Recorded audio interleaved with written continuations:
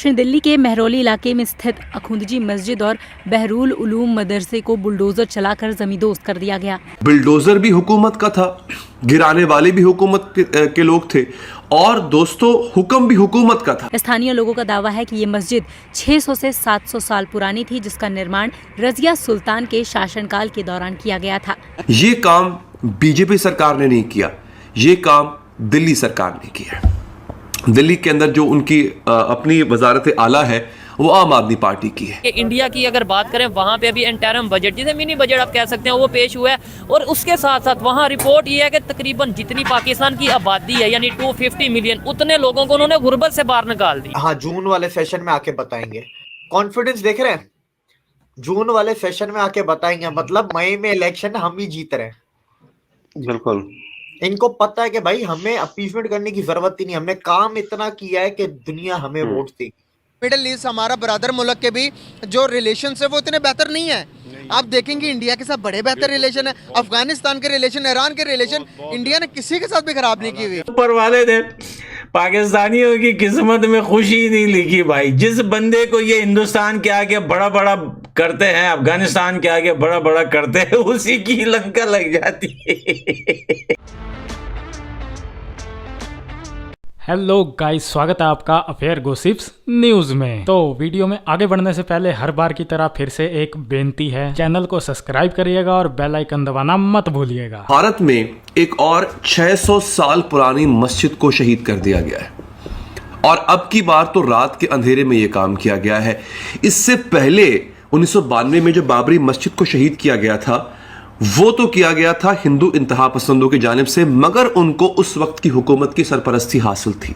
लेकिन इस बार हुआ यह है कि बुलडोजर भी हुकूमत का था, गिराने वाले भी हुकूमत के लोग थे और दोस्तों हुक्म भी हुकूमत का था। और यहां पे एक और अचंभे की बात बताता हूं आपको, यह काम बीजेपी सरकार ने नहीं किया, यह काम दिल्ली सरकार ने किया।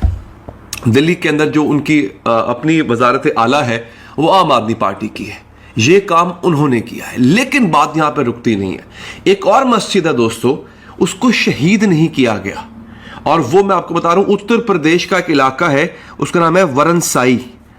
वहां पे एक मस्जिद एक और है, उसको गिराया नहीं गया, उसको डिमोलिश नहीं किया गया, लेकिन उस मस्जिद के अंदर ही पूजा पाठ शुरू कर दी गई है।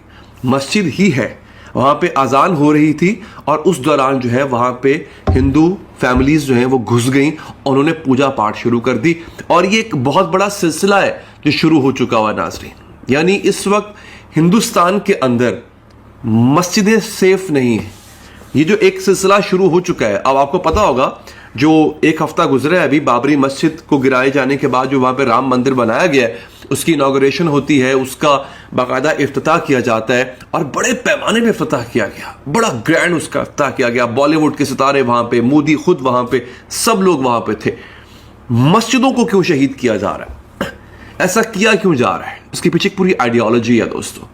वो तमाम शहर जिनका नाम मुसलमानों के नाम पे था, किसी मुसलमान बादशाह के नाम पे था, उनको तब्दील किया जा रहा है।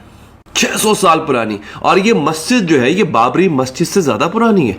बाबरी मस्जिद है 500 साल पुरानी मस्जिद, ये थी 600 साल पुरानी मस्जिद। दिल्ली का इलाका है और कहा क्या गया, मैं बड़ी इंटरेस्टिंग चीज बताऊं, कहा यह गया कि हमने एंटी इंक्रोचमेंट ड्राइव शुरू की है। यानी बेसिकली हम क्या कर रहे हैं, हम तजावुजात को गिराने की एक मुहिम शुरू कर रहे हैं। उस सिलसिले में इस मस्जिद को हमने गिरा दिया। अब ये मस्जिद तजावुजात में आती थी, मतलब आप क्या बेवकूफ समझते हैं दुनिया को। मस्जिद एक जंगल में कायम है, एक बात। दूसरा ये कि ये जनाब गैर कानूनी तजावुजात में आती है। भाई 600 साल पहले बनाई गई थी ये, 600 साल पहले। जो कुछ बाद में बना वो उस मस्जिद के बाद बना है, जिसको वो इंक्रोचमेंट है, ये इंक्रोचमेंट नहीं है। समझिए इस बात, एक चीज 600 साल पहले बनी, तब उस इलाके के, उस शहर के जो डायनामिक्स है वो टोटली डिफरेंट थे, वो टोटली और डायनामिक्स थे।